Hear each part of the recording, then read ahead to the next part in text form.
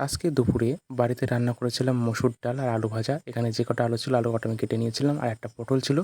তো পটলটা কালকে সকালের জন্য রেখে দিয়েছিলাম, আর কটা পটল রাত্রে নিয়ে এসে একবারে কালকে সকালে আলু সেদ্ধ পটল সেদ্ধ তো হয়ে যাবে। তো এখানে ভালো করে আলু খোসাগুলো ছাড়িয়ে আলু কটা আমি কেটে নিচ্ছিলাম। তারপরে দুটো কড়াইতে চাপিয়ে দিয়েছি তাড়াতাড়ি করার জন্য।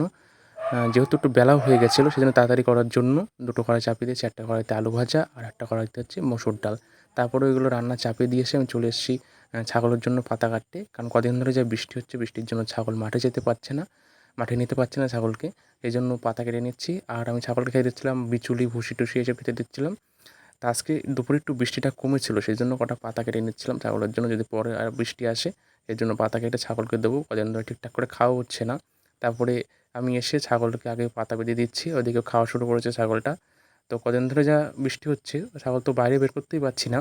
সেই জন্য আরও একটু পেটে খিদেই ছিল, কারণ যেহেতু মাঠে যাওয়া অভ্যাস, সেই জন্য আরও সমস্যা বেশি হচ্ছিল। সেই জন্য তারপরে ঘরটা দেখি প্রচণ্ড পরিমাণে নোংরা হয়েছে, যেহেতু ও ঘরেই ছিল 2-3 দিন ধরে। যেন প্রচণ্ড পরিমাণে নোংরা হয়েছে। এই জন্য ঘরটাকে পরিষ্কার করে ঝাড় দিয়ে নিয়েছি। তারপরে দেখি ডাল হয়ে গেছে, ডালটা সোমবার দিয়ে নামিয়ে নেবো। এদিকে আলু ভাজা কমপ্লিট হয়ে গেছিলো।